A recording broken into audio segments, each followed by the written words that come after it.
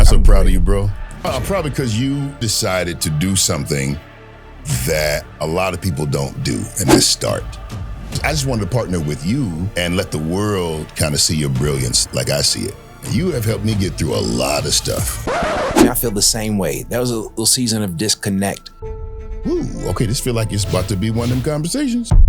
When you are wanting vulnerability from people, if you don't really show like your scars, they don't really rock with you like that. And it's not that I didn't rock with you. I just felt like I would be the F up in your circle because I know I wasn't all the way right. One thing I love about you is that, one, you affirm the fact that I am closer to where I'm supposed to be than I am far away. Does that make sense when I say that? Yes, but I disagree.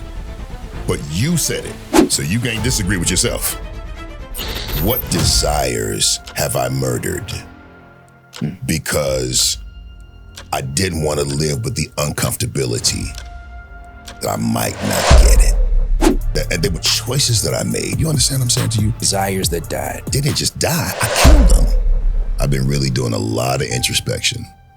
And some of it has been beautiful and some of it is just not. You are who you are. And you calling a thing does not make it anything less than a thing. Straight up. The only thing I believe that I've done has been an ear and not judged you and allowed you to be. I've tried to allow you to be a safe place, as you certainly have been a safe place for me.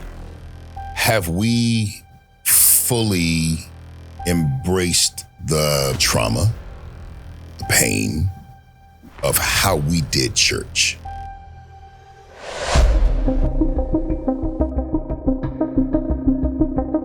Well, I hope you know this face or beginning to get to know this face. Jasper Williams III is my name, host of Legacy Conversations. I have been absolutely blown away how God is breathing on this whole venture. And there is, I think, always a time to have a check-in as to how it was going, how it is going. And so there's only one person that helped me do that. And that's my homie. That is my homeboy. It was his idea that this whole thing came in. My best friend, Dr. Bishop Potentate, Grand Poobah, KD. I almost said your middle name, KD Thank you, Bowe. Jesus. What up, man? You good? Yes, I am great. I'm great. I'm so proud of you, bro. I thank you. I'm proud because you decided to do something that a lot of people don't do, and that's start. We first decided to have the conversation with your dad. Yeah. And I'm gonna take credit for that. Please. I'm gonna take credit for that. I always give you credit for that. But everything else, man, it's really been on you, bro. I just wanted to partner with you and let the world kind of see your brilliance like I see it. Wow. You know what's funny? Okay, this feel like it's about to be one of them conversations. All right. Yeah, let's have it. So I'm talking to Ivy the other day, and I've always had friends that could see me, but they were female. And that always caused a bit of a something with her. And I could tell her it was never a thing, but they could see me. And so for the first time, bro, I have a dude that sees me that I can call my best friend. I'll never get no shade. I'll never get nothing from you. Nothing. And I appreciate that, man. And you have helped me get through a lot of stuff. Come on now. Cut. don't say all that. I'm trying to measure my words too. No, I mean, but to hear you say that, is because I feel the same way. I mean, I feel the same way. That was a little season of disconnect. And then the Lord restored, or, when I think about you, it was the timing. Yeah. That you showed up in my life. A couple things. After I chose to be vulnerable and talk to the world about my mental health state. Yeah. That last little piece. Which I think there's a lesson in vulnerability there. That when you open yourself up, it attracts what it needs to attract. So that's one thing, out of vulnerability. And I was just in a place in my life that it was beginning to get, I hate to say the word stale.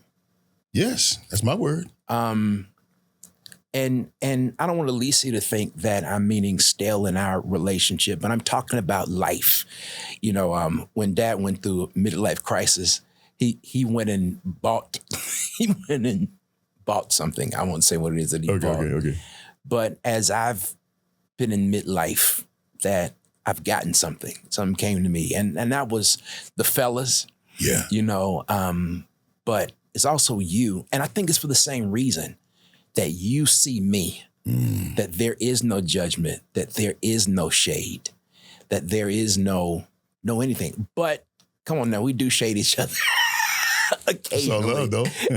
it's all love, and it's all out of fun. So yeah, and I appreciate that. Thank you, man. You're very welcome. And so, you know, for you, it's been a pleasure seeing you, you know, step outside of this shell.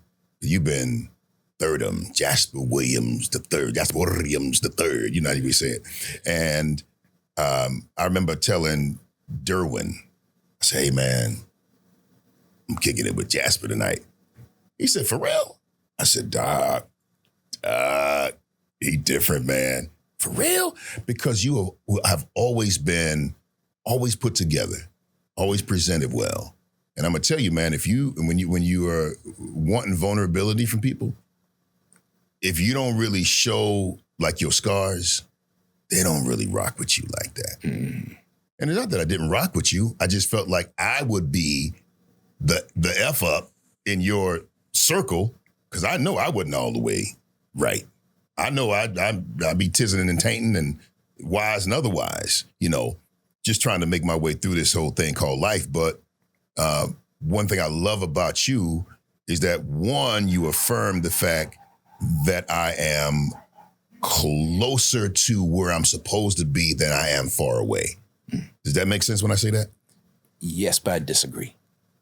But you said it, so you can't disagree with yourself. Because I always thought that I was just off, man. I've always felt like I was off. Oh, you're talking about like, okay. Yeah, and many times you just would just sit me down and say, hey, bro, you a good dude, man. You never really asked like where that came from. But I think over the last couple of days, week or so, I've been really doing a lot of introspection. And some of it has been beautiful and some of it is just not. I probably should have hushed when I said that it's not true. Because what I was meaning is that our walk with God is always progressive. Yes. And we really don't know how much more is left if there is an expiration of date. I ain't talking about neither one of us dying anytime soon. Yeah. But when we look in our rearview mirror, I do understand. You know, that was been one of the things I've always respected about you. I've told you how, you know, in one of our many conversations, I asked you, I said, man, why the change? And what you said is my relationship with God. And I didn't do that. What you mean? I did not instill or introduce you to a relationship with God. I did not. Oh, no, yeah, no. I did not challenge that place that you were in. I didn't do that. That was you. And so anyway, God, there's been some things and some places in life that you have done me the exact same way, that it wasn't judged, that wasn't any of those kinds of things. But our relationship with God has to be our relationship with God. Yeah. We have to get tired of what we were experiencing, what we were doing. And I can't take credit for that. The only thing I believe that I've done has been an ear and not judged you and allowed you to be. I've tried to allow you to be a safe place, as you certainly have been a safe place for me. Yeah, yeah. Hey, man, look, I'm going to turn this curve. I don't know if it'll make it, but I'm wondering, have we fully embraced the trauma, the pain of how we did church and that's impact on us? I could tell it for me. We are different in that space. You a Baptist. I'm Kojic, where ain't nobody going to heaven but us, by the way, because we Kojic. You got to be born in. You can't join in. Okay. That is so stupid. Sure. For every Kojic person, that is so. But I'm serious though. I'm use humor sometimes, man, when it feels uncomfortable. But man, I here lately, I realized that a lot of the things that I used to fight, and I still fight, have been choices that I made. It was choices to move towards comfort and away from chaos or uncomfortability. And in many cases, that uncomfortability and that chaos was for me for that season. And I would prolong a lot of stuff. And I can honestly say, man, it was because I would say I was having faith. I was believing God. But that wasn't really the case. I was just scared. And you can have a lot of immobility, and then everybody can still pat you on the back and say it's cool because you waiting on God. But I wasn't waiting on God, bro. I was just scared. So I asked the question, you weren't waiting on God to do what? And what were you scared of? I asked myself this question today. What desires have I murdered? Because I didn't want to live with the uncomfortability that I might not get it. Oh, I'm thinking about we're supposed to present ourselves before the Lord, good, acceptable, perfect gift. That's amazing. That's not what you talking about. Oh, I'm not there, bro. Yeah. I'm not. There's some things, man, and they were choices that I made. You understand what I'm saying to you? They were choices that I made. Desires that died. Yes, but they didn't just die. I killed them. Because I didn't want to sit in that space of I might not qualify. I might not have it. I might not have what it takes to have it. I could go real specific, but I won't do that. Not in this conversation. And I'm just saying that many of us, bro. And for me, I put the label of faith on it. Don't let me lose you. Because if I'm talking too abstract, just wrangle me back in. Because I do that. But I put the label of faith on it. I'm believing God, and I wasn't, bro. I was waiting for maybe a home run. What the fear was. Yeah. All right. So it's almost like you don't want to prove God wrong by using your faith. That's a great way of saying it. Yeah. That's a great way of saying it. All right. So I'm going to double back. I'm going to ask you a question. Does not, according to scripture, God give us the desires of our heart? He does. So does that mean that you murdered a gift from God? Murdered the desire for it. Okay. And I'm looking at desire as being a gift. Right. But I have a part to play in it, though. See, a lot of times faith can be, I believe, just misconstrued. Okay. Meaning God got to do it all, and God ain't going to do it all. Some of the stuff is for me, but it is through the muck. It's through the filth. It's through some tough decisions. It's through walking away from situations that no longer serve you. They were great for one season, but they ain't great in this season. So yes, I said I'm waiting on God, but I wasn't waiting on God. I think that there could be some shame around this. And let me just even tell you. You ain't got to think. I can tell you. All right. So let me tell you why I think, or as you're telling me, if the desire was not from God, it didn't mean, if the desire was from God and you tainted it, you didn't have faith that it would show up. That means you undercut God. And if you undercut God because of your fear, and you murdered, killed, whatever the desire was that he was trying to give to your heart, it's like you assassinated a gift that God was giving you. Yeah. And I think that we all do that. You look at this podcast, you start telling me you're just glad that I started, that I had the courage to start. Yeah. I don't know that I would have started. As much as I want to be in this content creator space, that I don't know that I ever would have started if it had not been for you. I did it trusting and trembling. Started. But I had to be motivated to start. Mm-hmm. I had to have somebody to push me along. And this is why, when scripture starts talking about Paul and Barnabas, there was one that was an encourager to do a matter, to do a thing. Paul and Timothy, that there are these couplings throughout scripture. I think it's hard for us to walk out. It can be hard for us to walk out something that is hard. It can be hard for us to walk out something that is hard. Yeah. Let me say, for some of us, like this was hard. This was hard for me to start. Yes. That wasn't hard for me though. No, okay. But that's where it comes. That's where the coupling comes. So in this case, bro, but it started from our relationship. Yeah, but I can put you on my back and carry you with my faith and my abilities with something that I know I can do. All right. So it didn't matter about how you felt about it, man. I can walk you through. Don't worry about this. You're gonna be good because I saw that you have what it takes. So I'm not saying I was the Joe Jackson of your life. I'm just saying, to me, I don't know if it's the same. I think that I probably need a me, just like you need a you, and I just happen to be the you for you.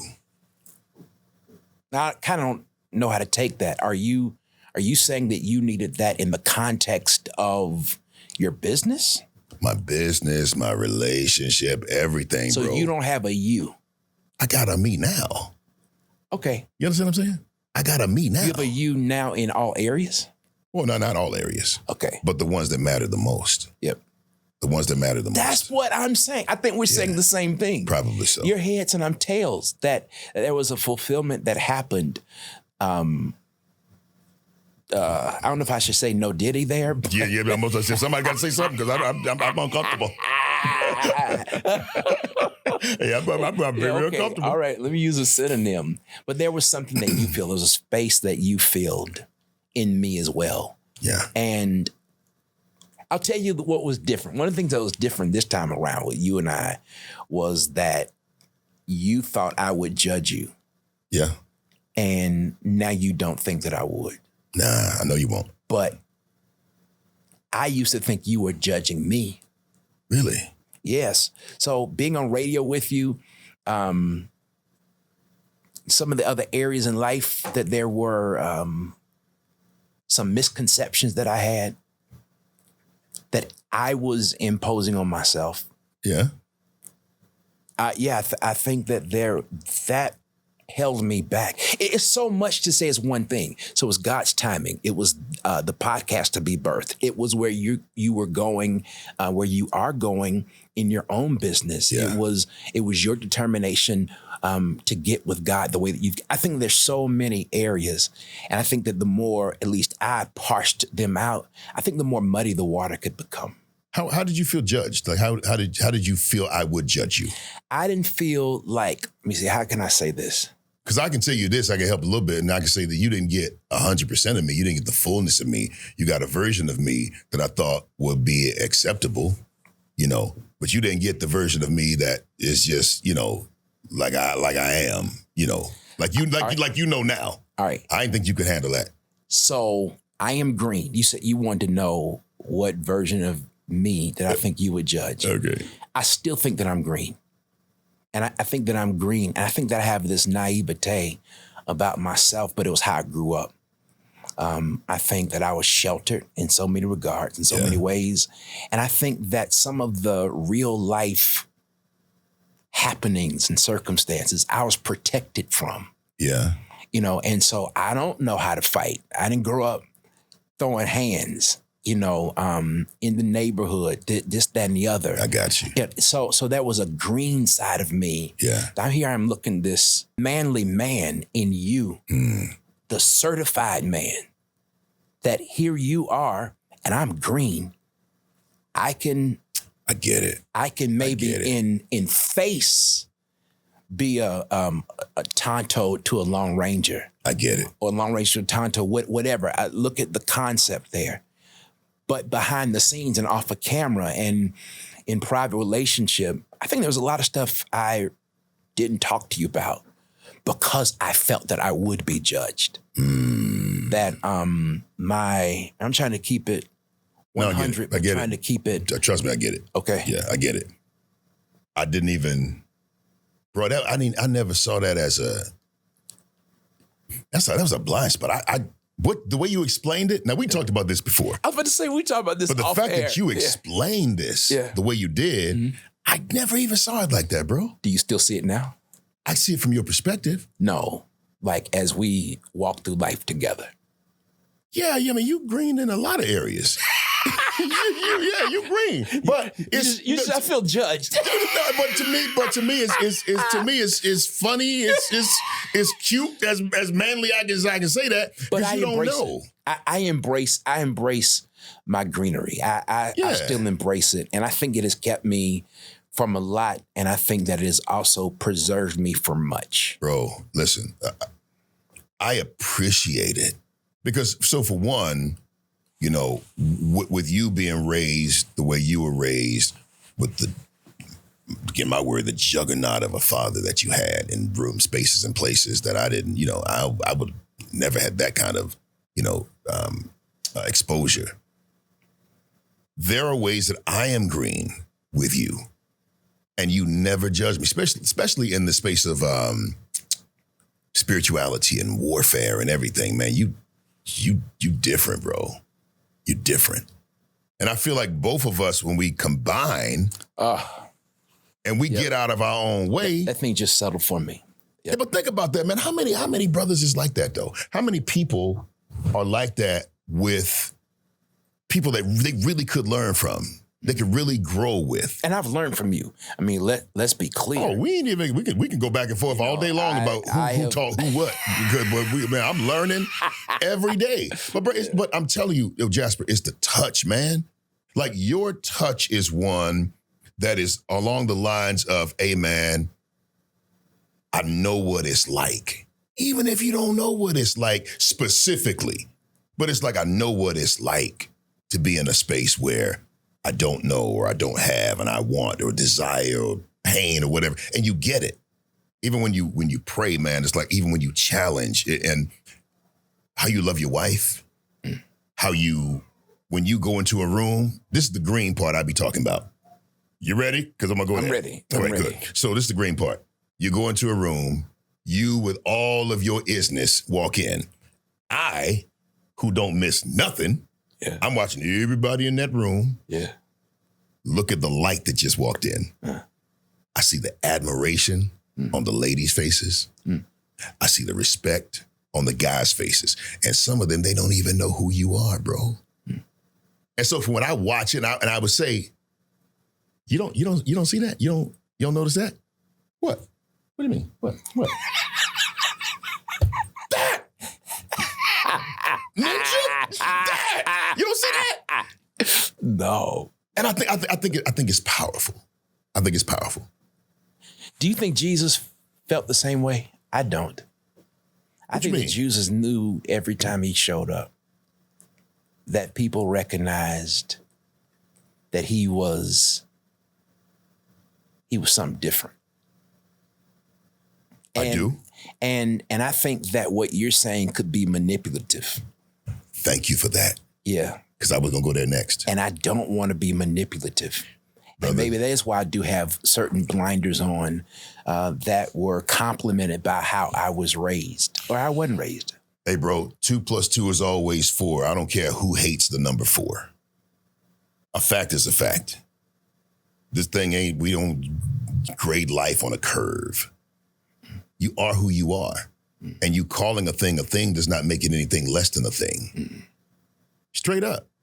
I can imagine when Jesus walked in. And you know what I'm telling you? What I've learned? I've learned that when I walk into a room, I see me off of the mirror of their eyes. I see me off of the mirror of their body language. I see me off the mirror of their facial expressions, their microaggressions. I see it, but I didn't always see it. So I see it. And I'm saying I want you to be able to see it as well. Because what I know in that space of being able to read people and, read circumstances and read the room, emotional IQ, self-awareness, there is a level of power that comes with that. And you can grossly manipulate it to get what you want. Yeah. But I don't want us to move back away from power because it's powerful. We just need to learn how to manage it well. I think where I get that from. What's that? Dad. I think more. Yeah, I think that I get a walking in a room and Dad will suck the life out of a room without saying anything. Ooh, say that differently. Yeah. So when Dad walks in, he could walk in right now, and I know that there was an energy that was here that was big. And if I think about it for 0.8 seconds, that's Dad without saying anything. So you said suck the energy out of a room. Suck the life out of a room. Yeah, what does that mean? Somebody told me that one time. Yeah, but it's like I was offended. That there's this gasp that is there. There's this admiration. There's this. I've heard of him. I've never seen him. Now, I want to go back, and before you respond, I don't think that I have that. It's taking. Dad is 82 at the time of this. Yep. I felt it coming. I'm trying my best. I had to catch him. Well, that was a good one. Yeah, no. Steal that one. Yeah, no. Shit. Yeah, no. You got it. I didn't even let you go finish. I didn't let you finish that. You got it, man. But I think it's in our DNA. I think that's in the Williams DNA that, it just happens. But I don't realize that it's happening. And you know what? I find myself oftentimes dialing back off of something I would say or even how to move because there are eyes that may potentially recognize my face or recognize just, why is he fill in the blank? Why is he? Yeah, me. So if someone walks in and I'm whatever. I get it. Okay. Nothing with sand, because you know how people think. Yeah, I get it, man. Yeah. You know what? I don't even do that dance no more, man. I used to man, I'm not talking about no, think what you want to think. I don't care about that no more. Yeah. But no, but I think it's more so, bro, it is, that's why I call it the light. Yeah. Because what I get sometimes when I'm traveling, like I was, we was in North Carolina recently, this weekend, whenever we were there. And I walked by two people and I had two different people say I look like a celebrity. I don't look like Shaq. Relax. I don't look like LeBron. Relax. But I think what it is that's the closest thing that they can come to explain the light. Ah, I get it. You know? I get it. That's the closest thing. You are somebody. Mm. I mean, I used to travel when I was traveling radio. Hey, are you somebody? Little kids run to me. Are you somebody? Mm. Jesse Jackson said I was. Actually, maybe I am. Yeah. And can we lean into that just a little bit and just be about embracing power? You keep saying that, and I think the older I get, the more I understand what you're saying. That there's a good way to wield power, and then there's a dangerous way to wield power. And I think the most powerful person, good or bad, is the one that can use both. Yes. Oh, wait a minute. Let me process that one. Yep. So I can use... maybe not necessarily use both. Flip in between. Oh, man, that's good. So you understand it. So you understand both sides of it. Right. So that power is in our toolbox. Sometimes you need a hammer. Sometimes you need a screwdriver. And the only problem that you'll have is if you only use one tool when you're supposed to be using another one. Yes, but you do it on purpose. Because I want to use my power to get into certain places. And so I'm going to present this. I'm going to present the holy side, the yin yang piece. So I'm going to present the the power side of me that is welcomed. But then once I'm welcomed, I'm going to use the other side of the power of me that feels taken advantage of, that feels trapped, that feels stripped of choice. And I'm saying, I think that person is the most dangerous person. That uses his... That can use both the good power and then the bad power. And so dangerous, you mean dangerous in the positive sense? No, Jasper. in the manipulative sense. Manipulative? Yes. Okay, I don't want to get caught up in that. So there's probably positive manipulation and there's negative manipulation. Okay. I understand what you're saying. You're talking about negatively manipulating. All right, yes. What I'm saying to you. Now I understand the concept that you just even said that. Here's what I'm saying. I done got excited. Bro, I just thought about this. You ever had somebody playing scared? Like they're playing, but they're playing scared? There was a situation that we were in. Which one you talking about? We done been a lot. No, there was one. I don't know what words I can use to keep from giving it away. It was a situation that you and I were in, and I had done something, and it. Oh yes. And oh yes. You said, "Hey man, what's wrong?" Hey, bro. I said, "Hey, look, just acting a little bit." So anyway, go ahead. I just wanted you to have a frame of reference. So there are people, man, that they say scared money don't make no money. It's about being very clear on what you have and using it for the purposes that you need to use it. I'm talking specifically about power, bro. And if you don't understand it enough. You just clarified. You cleared a whole bunch up of what I was trying to say. Please keep talking. So you don't, if you understand it, because I think that what I have done is because there is such a dark side to power, or could be. I just try to stay away from, because I don't want to be that guy. I don't want to be that guy. Perfect example, man, is like, I think about my dad, and I don't know how much more time he's got here, bro. Yeah, I went to the house, and that's a long story, but I don't know how much more time he has. He ain't, he all right, but he ain't all right. I can look at him and I can tell, and I felt something in my spirit, But my dad has always been the real strong one. Power has never been a challenge for him in that space. He's the strongest man I know today alive. And I was always afraid of that kind of power because of how he wielded it, that I just tried to stay away from it altogether. And so what I'm saying is, you get it? Explain a whole lot about my life. Yes, a whole lot about it, please. And so I realized a lot of the things that I'm saying, like I made choices to get off of the sidewalk when somebody else walked by, figuratively and literally. I made choices to not be the person, to get to a certain level, but don't let that frustration go that far. And if it gets too far, I'm guaranteed to be the one to pull back. Even in conversations with my wife, times when I should have held my ground, kept my foot on the ground and said, no, this ain't good for us. We ain't doing this. I chose peace, my word peace, in the situation, but it was not internal peace here and it wasn't internal peace here. But my dad never did that, bro. You gonna know what he feels. He gonna tell you. And if you got a problem with it, we can have a further conversation. But you ain't gonna like that second conversation. And I just let all of it go because I deemed it bad. But being able to understand it, embrace it, put it in its proper perspective. I'm not gonna always be liked. Not always gonna be accepted. But at least I can be honest with myself.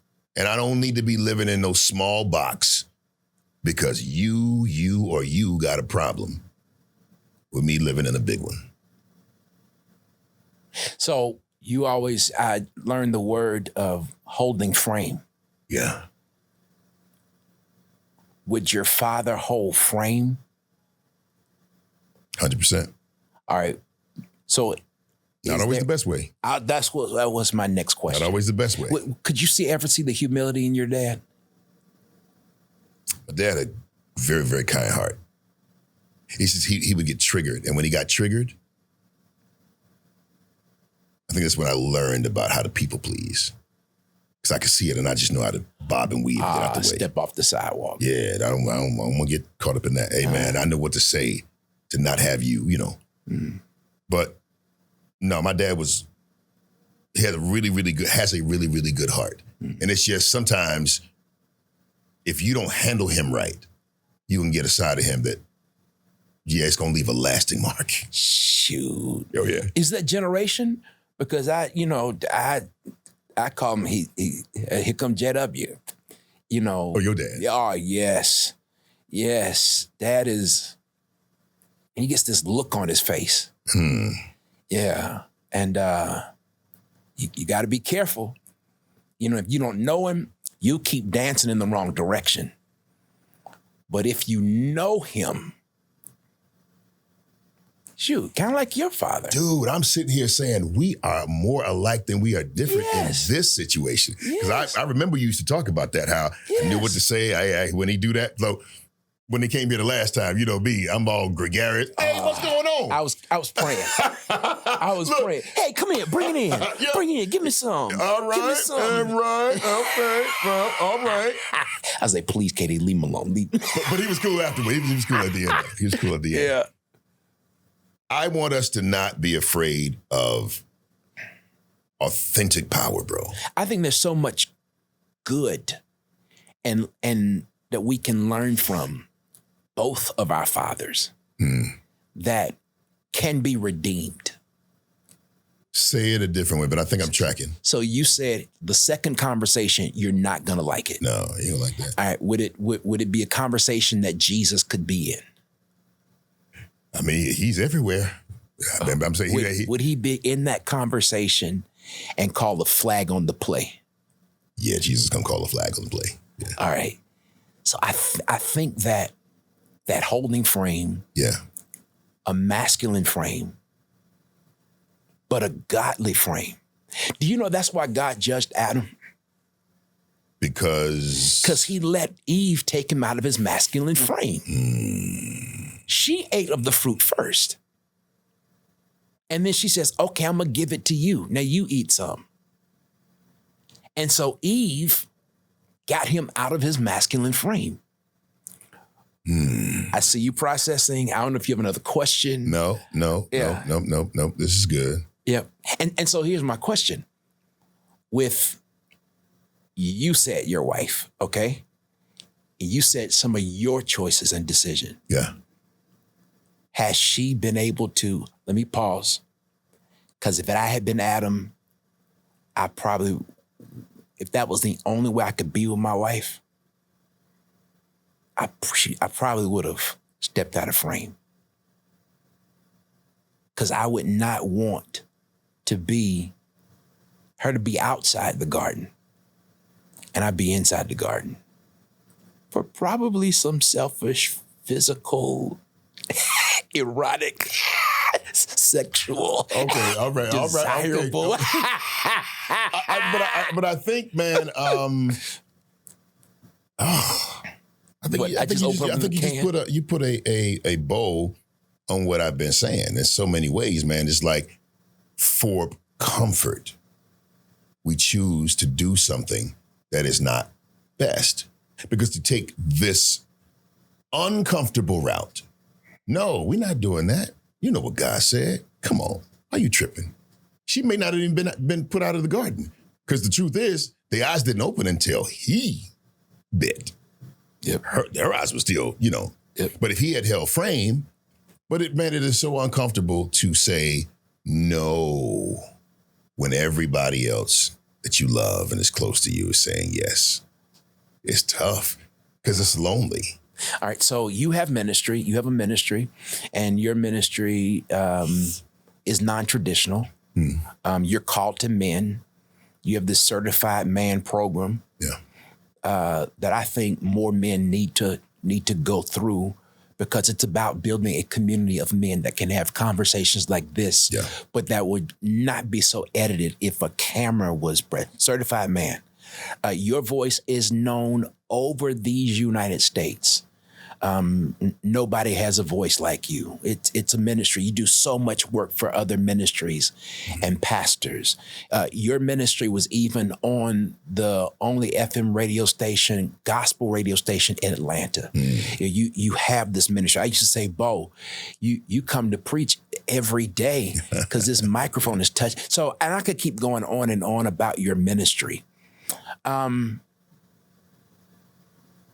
that make sense? How do you use that? What do you do with it? Do you even embrace? Do you embrace it? Yeah. I do, man. I'm embracing it more than I have before. Bro, honestly, man, it was my moves that I made that made me not want to be as out front with it for fear of being judged. Because you can say whatever we want to say. I ain't say nothing out loud until just recently. And then I was like, man, what I do that for? Yeah. But I think it made you better though. Huh? I think it made you stronger. Yeah, it did. I didn't like the blowback. But of course not. It was like taking a weight off my shoulder, and the kind of men that needed that level of vulnerability. Let me tell you this, bro. Yeah.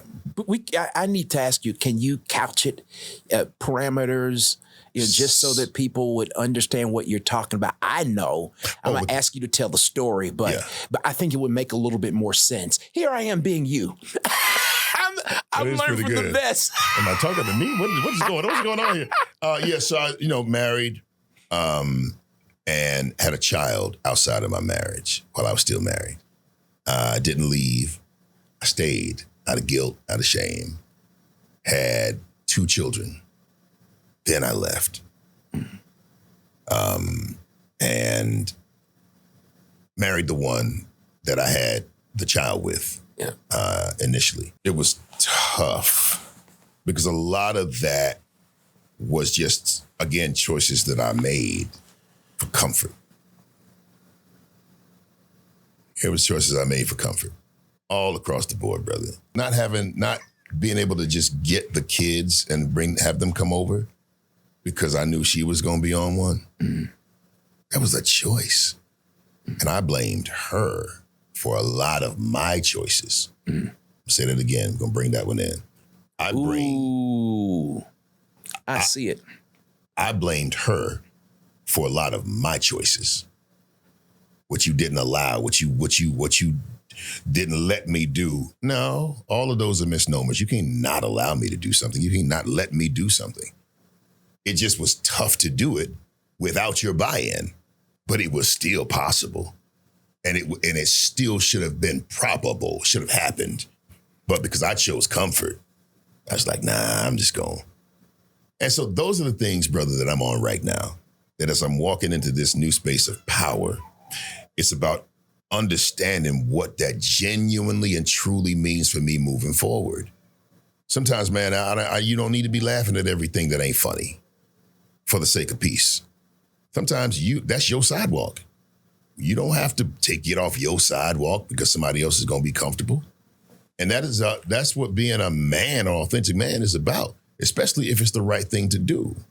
And power is so alluring, but it is also scary, man. It's scary as hell.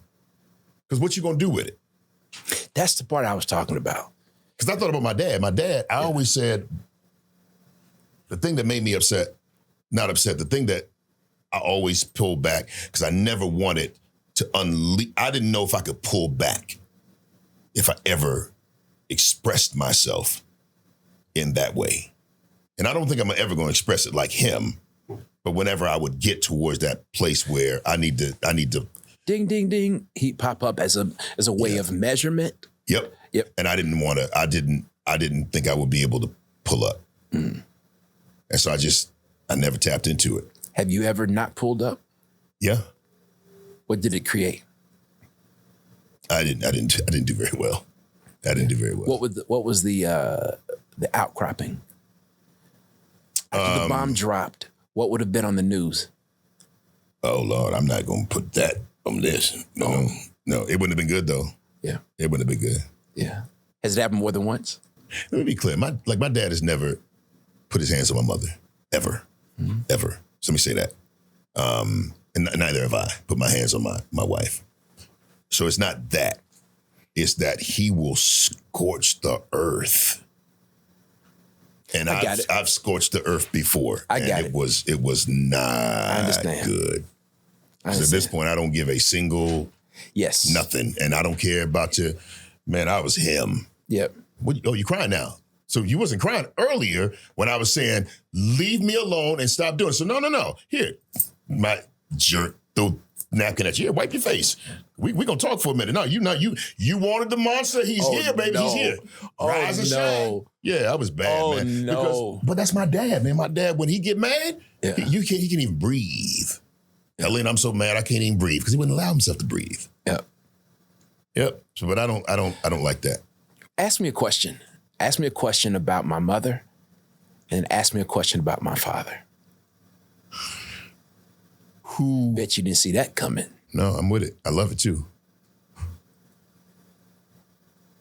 When are you your mother and when are you your father? That's good. This is what I do. Yeah, it is.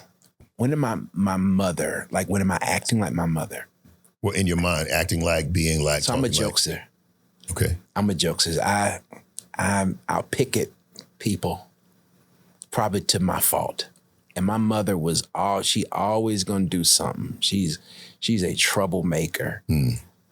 Even where she is now, she's always doing something. But my mother had an influence and still has an influence that is unforgettable. Yeah, so I think that I am that way, like my mother being. My mother was likable even though she didn't like you. Is likable. I'm sorry, you're right. I'm thinking growing up, as a kid. You're right. Mama is likable. That's a skill set, bro. And it's unlearned. Like, my mother would go, oh, hey, I can't stand that. Like, oh, hey, Mrs. Williams and Mrs. Todd, and you look so nice. Oh, you do too. She looked like she done got dressed in the dark. All right, so that was my mother. She made anybody feel welcome. How am I like Dad?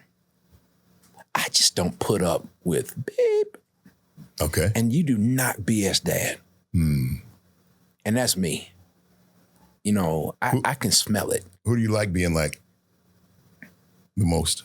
Can I say neither? Nope.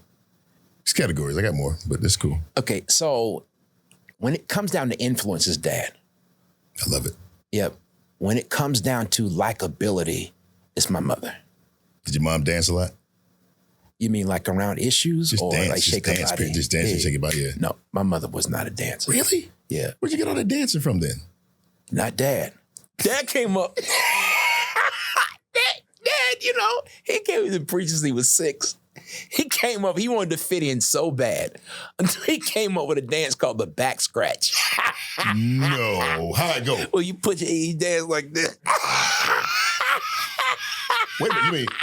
Yeah, he'd be like this. Wait a minute. I know somebody else to do the back scratch. The back scratch. It ain't me. No. Who? Oh! Huh? Yeah! Yeah! Oh, right. When he see this, he gonna laugh. You know who we talking about. If I could do it. Yeah. Yeah. Then he go, well, I'll probably do it. Never mind. ATL! Right, that part. So let me ask you this. When are you like your mother in your marriage? And when are you like your father in your marriage? So the mental health component I have one of the diagnoses was IED, intermittent explosive disorder. Mm-hmm. And when that gets triggered, I'm like Dad. No other time? That I'm like Dad? In your marriage? In my marriage, yes. Dad uses money to get what he wants. What else? Yep. And Alicia finally figured it out that, no, I want you. Okay, so you said when else? When else? Yeah. Am I like Dad? Dad is determined. Yeah, I mean, if this don't work, he gonna do this. If this don't work, he gonna do this. Yeah. So when am I like did you ask me about mom in the relationship? My mother's very accommodating. Yeah, she'll put herself last. And that's what you do? Yes. Until now that I'm learning not to. Because I can be accommodating without losing some of myself. And I think that that's healthy. I think it makes it worse when you're being accommodated. So I'd rather not accommodate this. But I will. So when you are, and we're not going to go past this. All right. So when you are like, when you're being like your mother. Yeah. Do you see her like your father? Alicia? Do I see Alicia? When you're being the accommodating person like your mother. Do I see her like Dad would see her? Not like Dad would see her, but do you see her, you in the mom's position, her in your dad's position? No. When I'm being like Mom, I do not see Alicia like Dad would see Mom. No, I think you're missing it, what I'm saying. Not like Dad would see Mom. So for me, I see my wife like my dad when I am in a position where I feel like I'm acting like my mother, especially in a terse conversation. So my mom would do the same thing. She would choose to back up. She would choose to play small. She would just kind of be quiet.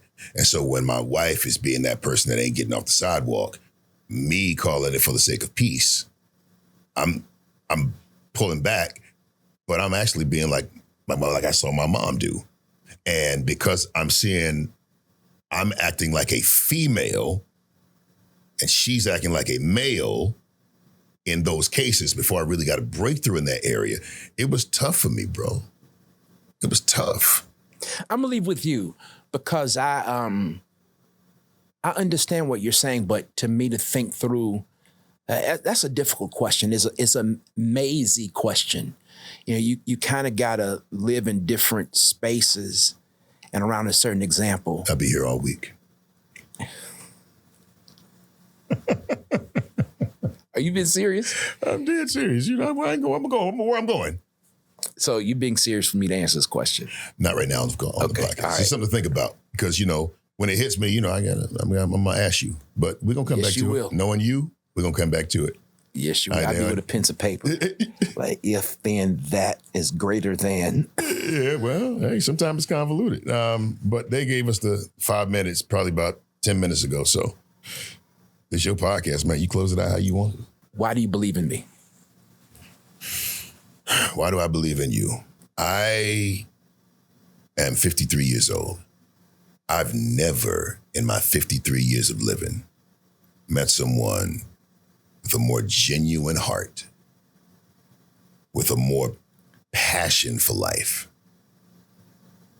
and just an all-around solid dude than you. Hey, bro, we going to the ends of the earth, man. If I got you on my team, I ain't going nowhere. But I will always win. You a solid dude. You're a solid dude. I can't say that about a lot of people. You ain't sometime. You don't like me just because of the name or for the stuff or anything like that. You really genuinely see me.